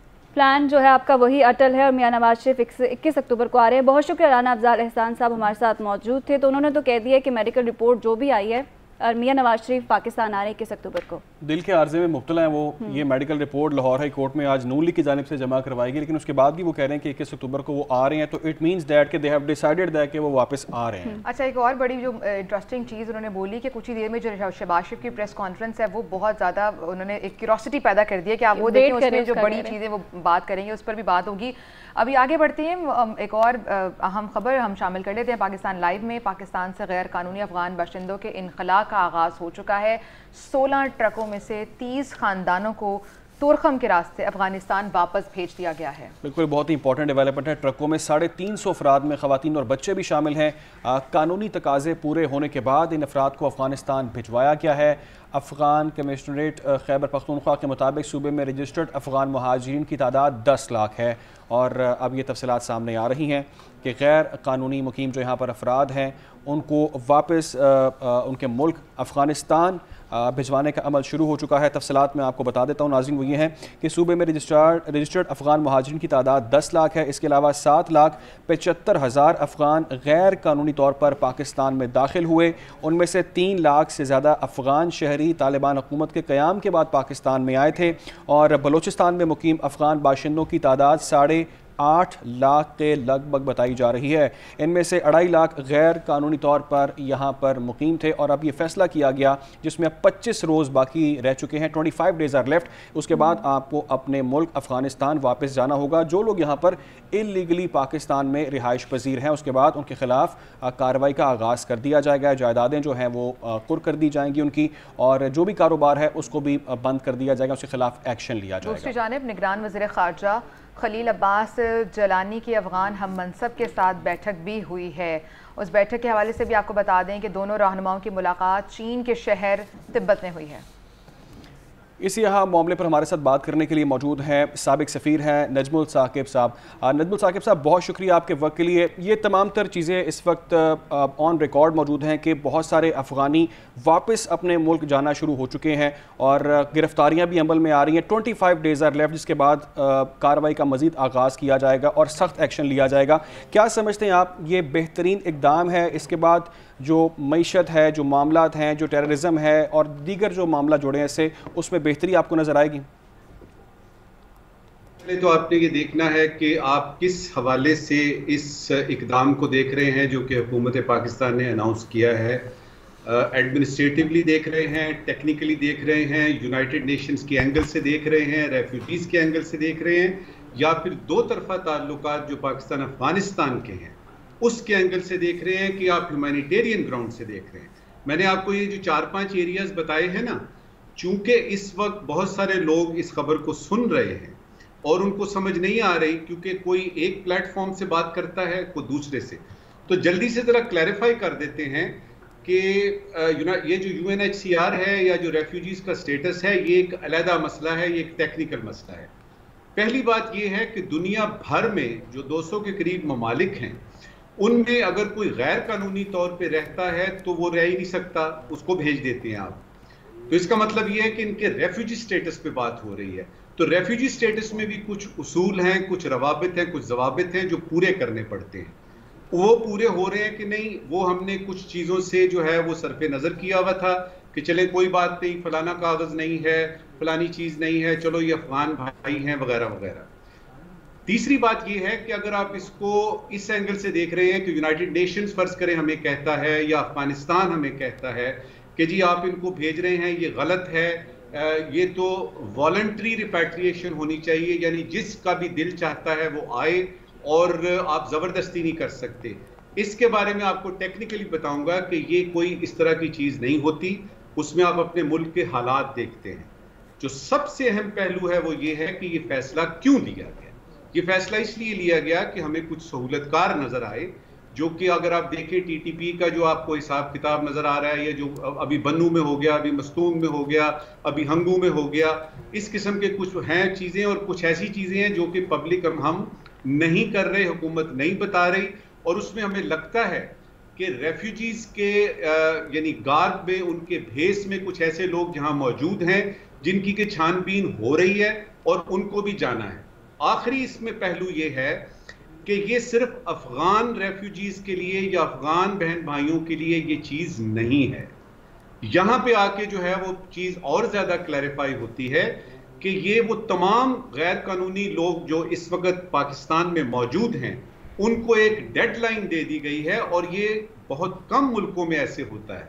55 के करीब तो मुल्कों में मैं गया हुआ हूँ, कई मुल्कों में मैंने सिफारतकारी की है, मुझे तो कोई ऐसा मुल्क नजर नहीं आया जिसने कि इलीगल इमिग्रेंट्स को इस तरह से पनाह दी गई हो।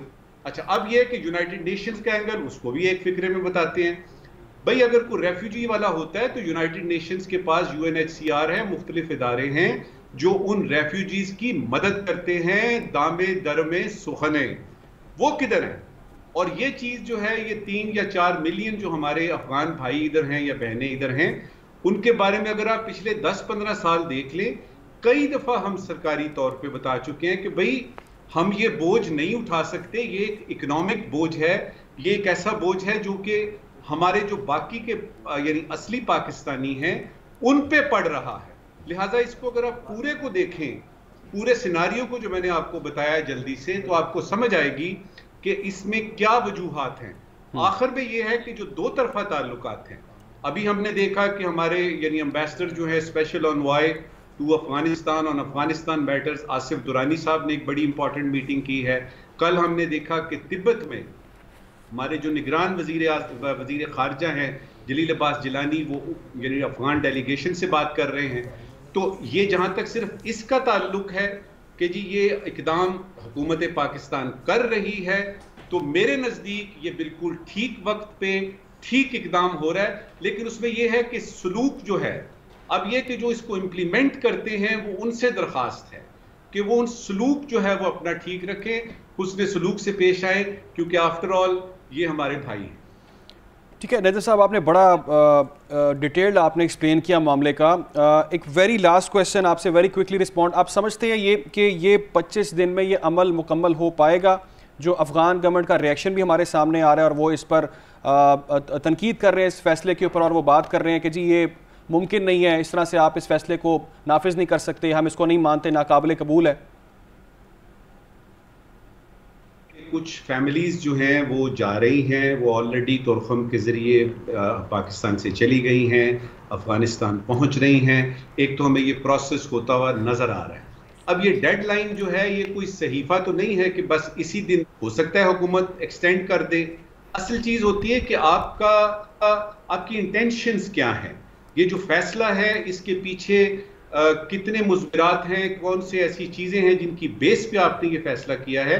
मेरे ख्याल में तो हो सकता है, लेकिन चूंकि हमारे अफगान बहन भाई, अगर आप देखें ना, अब तो डेकेड्स हो गए, कई बरस गुजर गए। अब अगर आप सिर्फ कोयटा कोई ले लें तो उसमें तो बहुत सारे जो हैं वो पाकिस्तानी बन चुके हैं, उनके पास पाकिस्तानी पासपोर्ट हैं। तो मेरे ख्याल में डेडलाइन की जो बात है उसको पूरा करने में हुकूमत की तमाम मशीनरी जो है वो इसमें लगी रहेगी।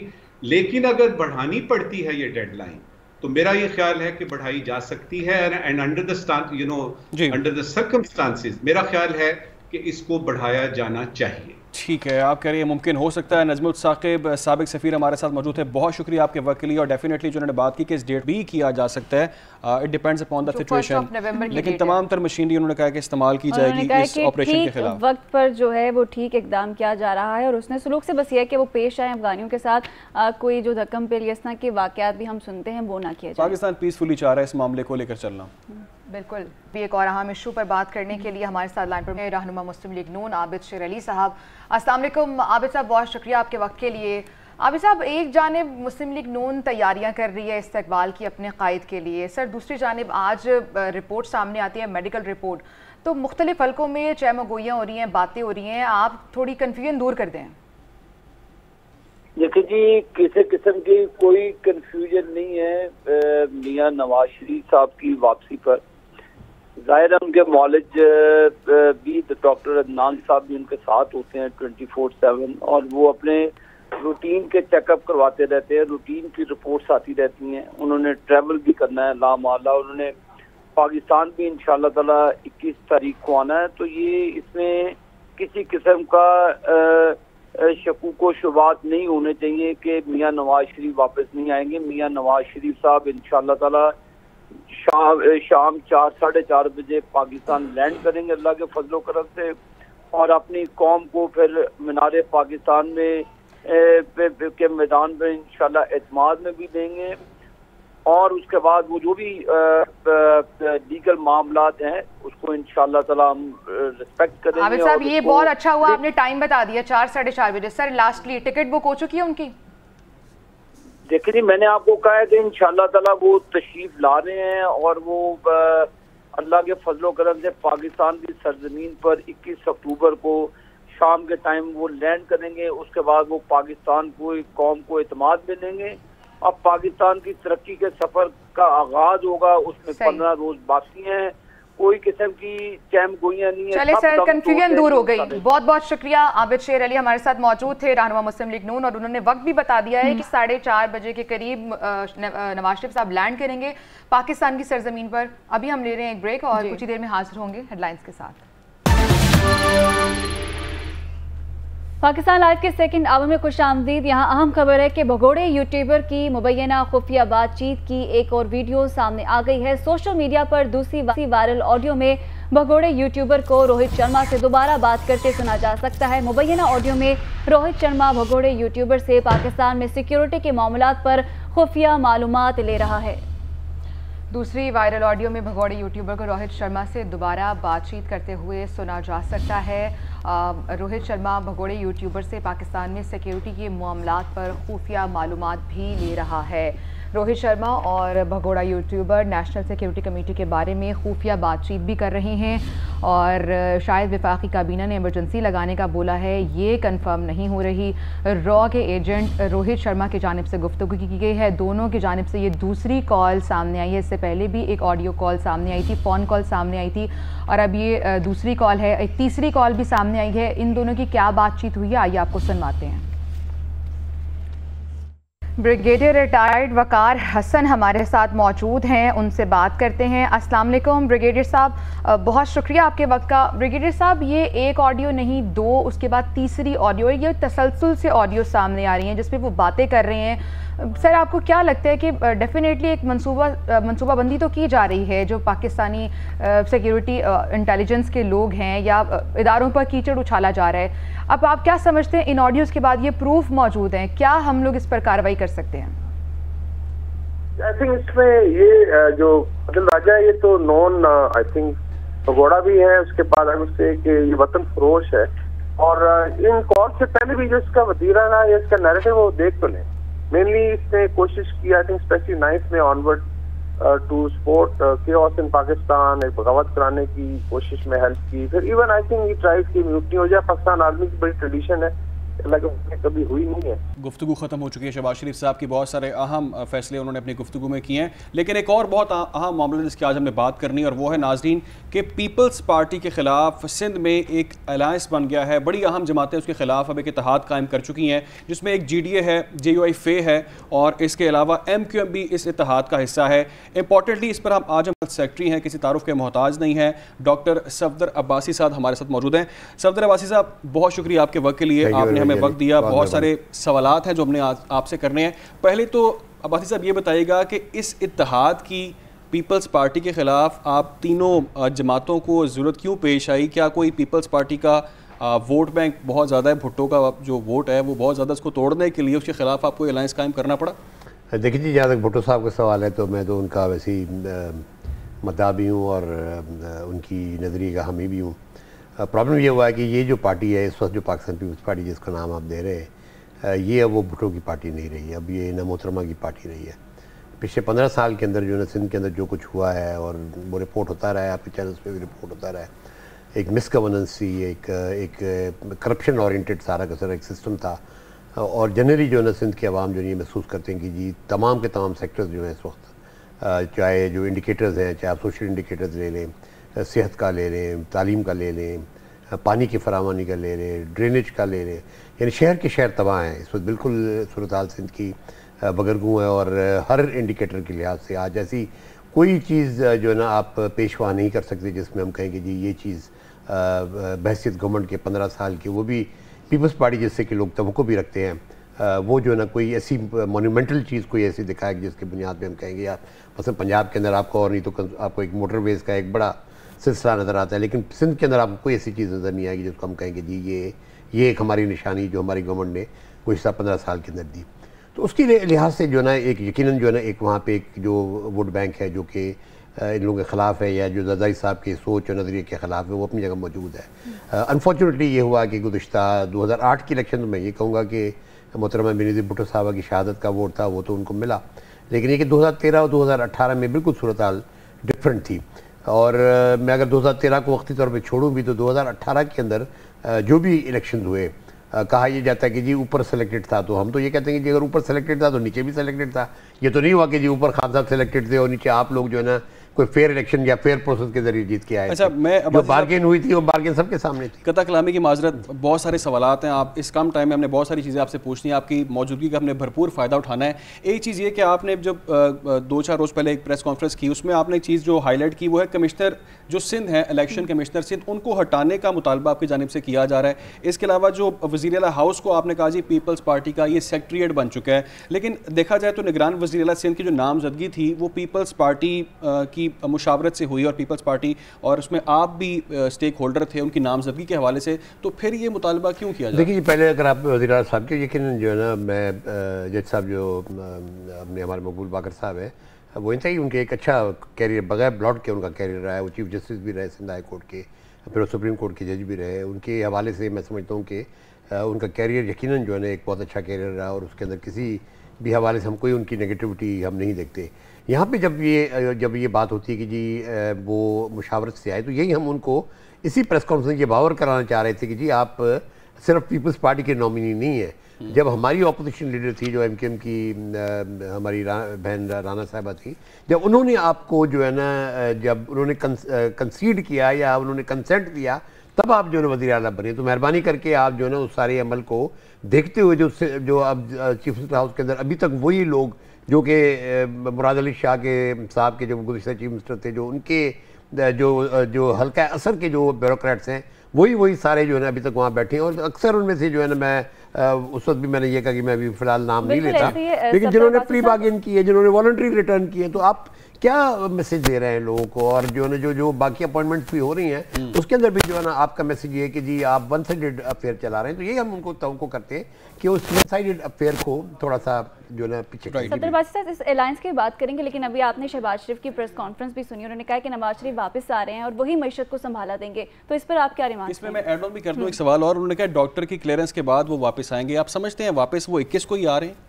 देखिए जी, मियाँ साहब तो देखें बेसिकली 6 हफ्ते की एक कोर्ट ऑर्डर के तहत गए थे और उसके अंदर तवक्कुआत यही थी कि मियाँ साहब जो है ना वापस आएंगे, लेकिन अनफॉर्चुनेटली वो 4 साल से बाहर रहे। अब मियाँ साहब यकीनन पाकिस्तान के अंदर वो पाकिस्तान की शहरी हैं, और मैं समझता हूँ हम तमाम लोग जो है इस बात की तवक्को रखेंगे कि जी वो आए और आके वापस अपनी पॉलिटिक्स को ज्वाइन करें, लेकिन यकीनन उनकी कबाहतें हैं उस पर जो है ना उनको इम्पेडिमेंट्स भी हैं, क्योंकि बेसिकली ये होता है कि जब आप कोई भी शख्स होता है जो इन पर केसेस होते हैं वो जाता है किसी प्रोटेक्टिव बेल के लिए तो उनको आसानी से मिल जाती है, लेकिन यहाँ पे मियाँ साहब का मामला ये है कि जी वो एक कन्विक्शन के बाद जो है ना बाहर गए, और जब कन्विक्शन के बाद बाहर वापस आएंगे तो मैं नहीं समझता कि बड़ी आसानी से उनको जो है ये प्रोटेक्टिव बेल मिलेगी।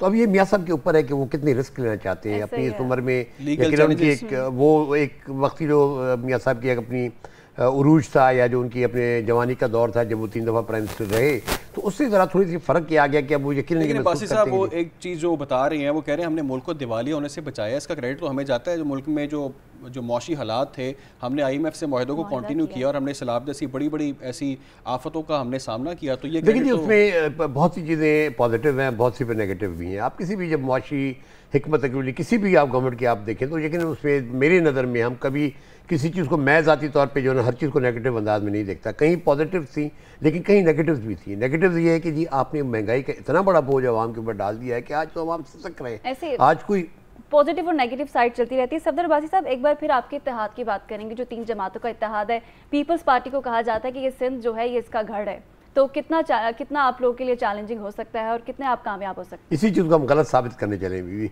ये एक इंप्रेशन बना हुआ है, और मैं जिस तरह कह रहा हूँ कि 2013 का इलेक्शन पे मैं अभी तबसरा नहीं करता, पुरानी बात है, लेकिन 2018 का भी जो इलेक्शन था उसमें बहुत सी कंट्रोवर्सीज हैं। जहाँ आप कहते हैं कि जी ऊपर जो है ना वो सिलेक्शन था तो नीचे भी सिलेक्शन था, उसके बहुत से शवाहिद मौजूद है। उस बहस में जाए बगैर मैं ये समझता हूँ कि जी सबसे जो पॉजिटिव बात ये थी कि सिंध के अंदर जितने भी पहले अलायंसेस बने वो इलेक्शन के बाद टूट जाते हैं। ये पहला ग्रैंड डेमोक्रेटिक अलायंस का जो अलायंस है इसने कंटिन्यू किया है, यानी हम 2018 के इलेक्शन हम 2023 में। बासी साहब इसी से एक चीज़ ऐड कर रहा हूँ, इलेक्शन की बात जहाँ तक हो रही है तो नाज़रीन को ये पता चलना चाहिए, फ़ारूक सत्तार साहब ने अभी ये बात की और ऑन रिकॉर्ड बात की उन्होंने कि हम अब मुतफ़िक़ा और मुश्तरका हिकमत अमली बनाएंगे, ये हमने फैसला कर लिया है।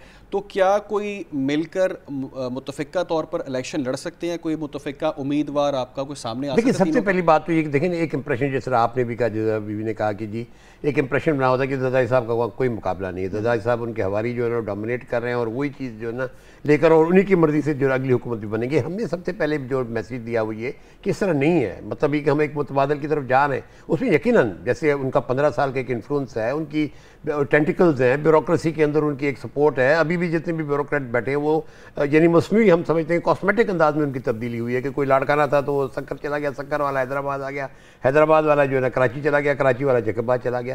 तो हम ये समझते हैं कि ये सारी की सारी जो चीज़ें हुई हैं, इलेक्शन कमीशन को भी हम ये कहते हैं कि जी उनको भी तवज्जो देनी चाहिए। और एक बात आपने जो चीफ इलेक्शन कमिश्नर जो इलेक्शन कमिश्नर सिंध वाली बात की, वो एक हमारे सामने एग्जाम्पल है पिछले लोकल बॉडीज इलेक्शन। उसके अंदर जिस अंदाज में जो धांधली करके और गवर्नमेंट की पार्टी को जिताया गया वो सबके सामने, तो हमने इस वजह हमने तो बल्कि इलेक्शन कमीशन के साथ जो हमारी मुशावरती इजलास हुआ था GDA का, बल्कि तमाम जमातों का, जितनी भी अपोजिशन की सिंध की जमातें वो तमाम के तमाम की डिमांड ये है कि जी इस प्रोविंशियल इलेक्शन कमीशन की मौजूदगी में फेयर इलेक्शन नहीं हो सकता। तो मैं ये समझता हूँ कि जिस तरह जो आपसे ये बात हो रही थी, हम बेसिकली चाह रहे हैं कि एक मुतबादल हो और आवाम को एक मुतबादल मिले कि जी पीपल्स पार्टी या जो भी आप इस वक्त उसको ज़रदारी पार्टी के लें या ज़रदारी लीग के लें, उसके मुकाबले में हम ये जो एक मुतबादल दे रहे हैं और इंशाअल्लाह ताला उसके अंदर जो है ना हम कुछ क्रिएट करने में कामयाब हुए और जैसे जैसे टाइम गुजरेगा आप इसको मजीद very last and final conclusion answer वो ये है कि JUI फे के मौलाना फजल रहमान कह रहे हैं कि हम जनवरी में इलेक्शन नहीं चाहते हैं मईशत जो है वो बेहतर हो और वो राइट ट्रैक पर चल रही है। अभी आपके साथ भी मौजूद थे रहनुमा राशिद सुमरो साहब हैं JUI फे के, उन्होंने भी ये बात की कि इलेक्शन अभी नहीं होने चाहिए। तो आपकी इस पर अंडरस्टैंडिंग क्या, इलेक्शन होने चाहिए जनवरी में कि नहीं होने चाहिए? देखिए, सबसे पहली बात तो ये है कि ये जो डिलिमिटेशन का प्रोसेस है, इसमें जो कबाहत सबसे बड़ी है कि वंस ये फाइनलाइज होता है 30 नवंबर की जो सर डेट है, उसके बाद कोर्ट ऑप्शन मौजूद है। मतलब देखें ना, इस वक्त काफ़ी सारी चेंजेस, कम से कम 80 सीट्स ऐसी हैं जिनके अंदर जो है बड़ी मेजर किस्म की चेंजेस हुई हैं।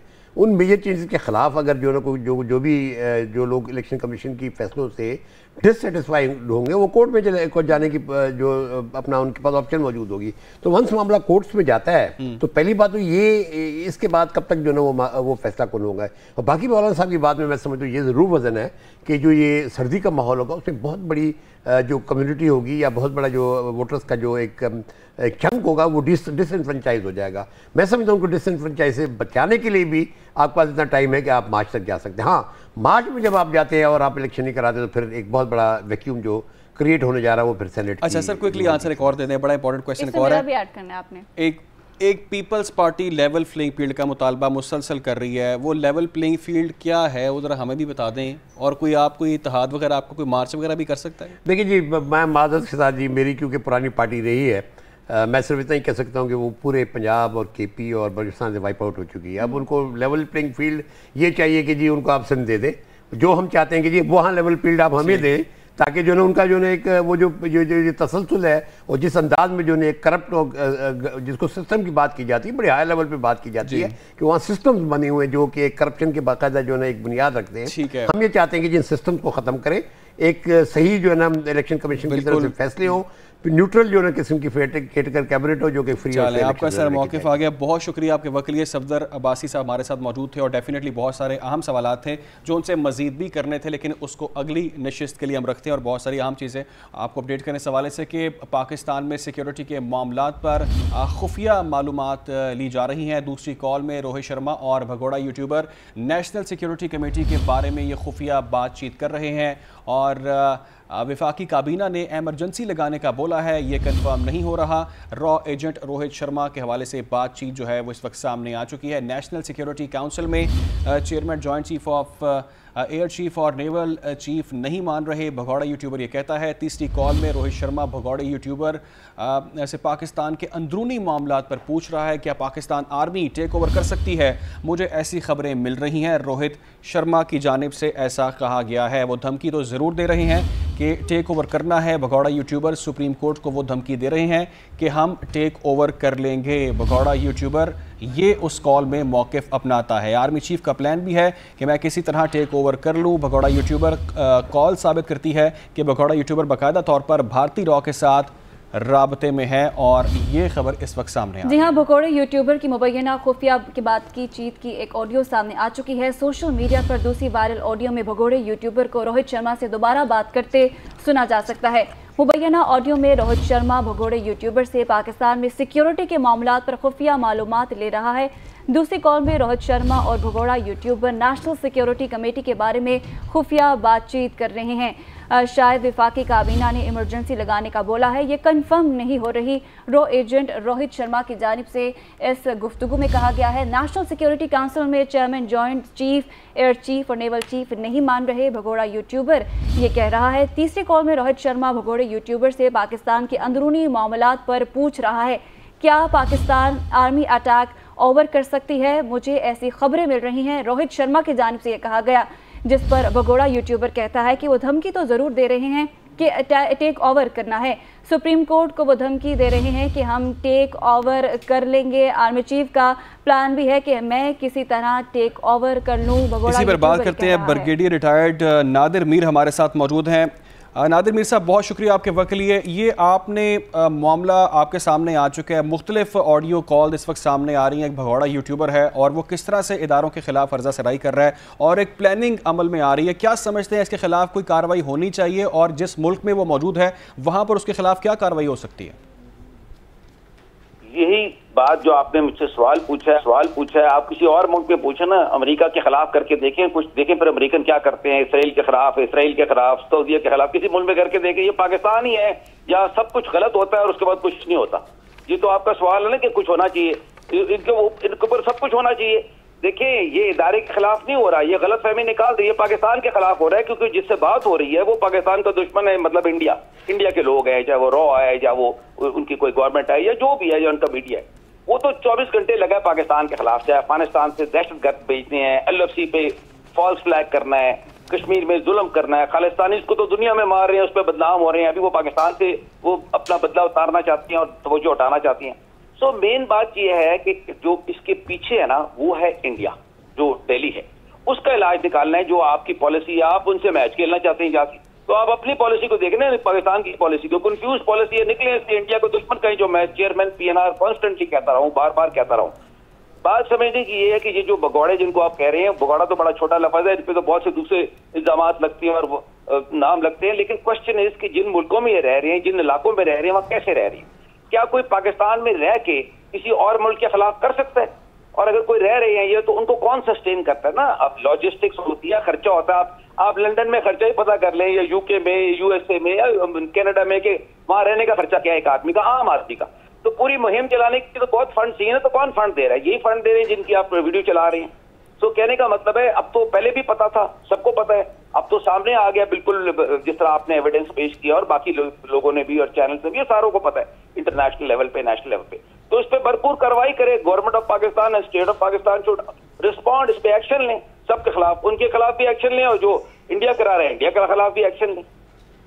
ब्रिगेडियर साहब, ये जो आपने बिल्कुल दुरुस्त निशानदेही की कि ये सिर्फ किसी इदारे के खिलाफ नहीं है, बल्कि पाकिस्तान के खिलाफ ये बात की जा रही है, लेकिन सवाल यहाँ पर ये पैदा होता है कि इस शख्स का ज़ाती क्या मुफाद है इसके अंदर, क्यों ये इस तरह से कर रहा है, और अगर कार्रवाई की जाए इसके खिलाफ तो मुमकिन तौर पर किस प्लेटफॉर्म पर क्या कार्रवाई हो सकती है? नहीं, देखिए, आपका सवाल जो ना गलत है।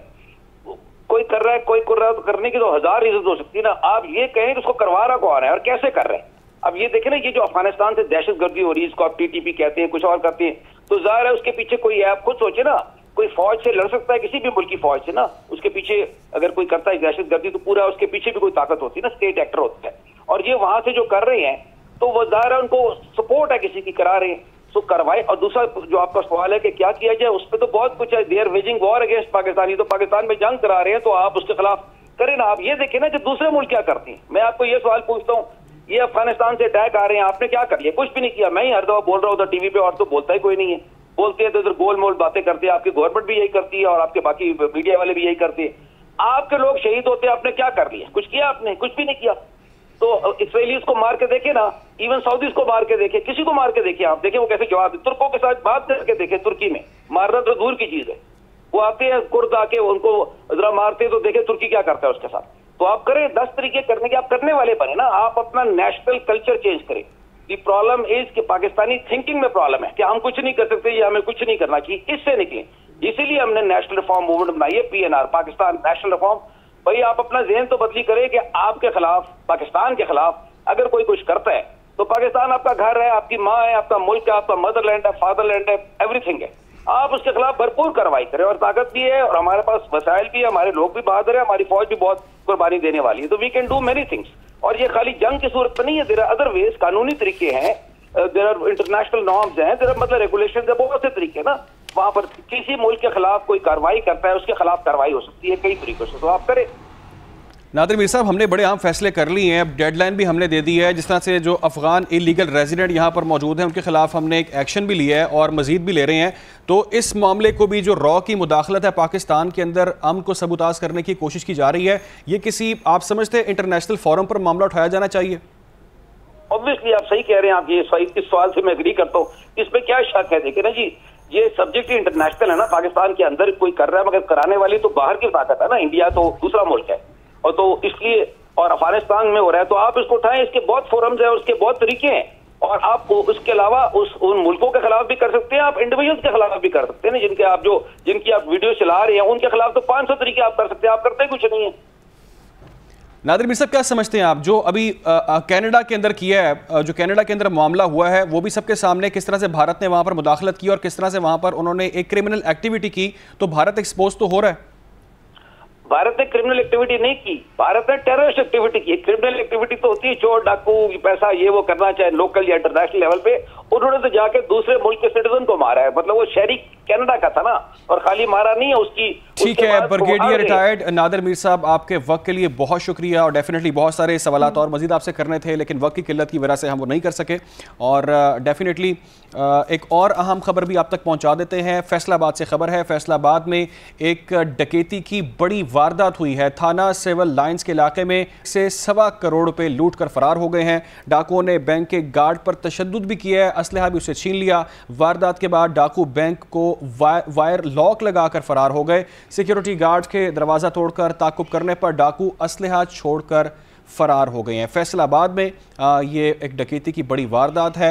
अमन व अमान की सूरत हाल है, आपके सामने है कि किस तरह से यहाँ पर ये एक्टिविटीज़ की जा रही हैं, और डेफिनेटली इनके खिलाफ ठोस इकदाम उठाने होंगे ताकि ऐसे वाक़यात ना रिपोर्ट हो सके। ऐसे इस तरह के वाक़यात आए रोज़ हम देखते रहते हैं, और अभी फैसलाबाद का ये वाक़या है जहाँ पर ये बैंक के आपको हम लोगों ने कुछ मनाजर भी दिखा रहे हैं। फैसलाबाद का ये वाक़या है जहाँ पर डकैती की बड़ी वारदात हुई है। थाना सिविल लाइंस के इलाके में डाकू बैंक से 1.25 करोड़ रुपए लूट कर फरार हो गए हैं। डाकू ने बैंक के गार्ड्स पर तशद्दुद किया और असलहा छीन लिया है। वारदात के बाद डाकू बैंक को वायर लॉक लगाकर फरार हो चुके। सिक्योरिटी गार्ड के दरवाज़ा तोड़कर ताकुब करने पर डाकू असलहा छोड़कर फरार हो गए। नाज़रीन, पाकिस्तान लाइव से फिलहाल इतना ही।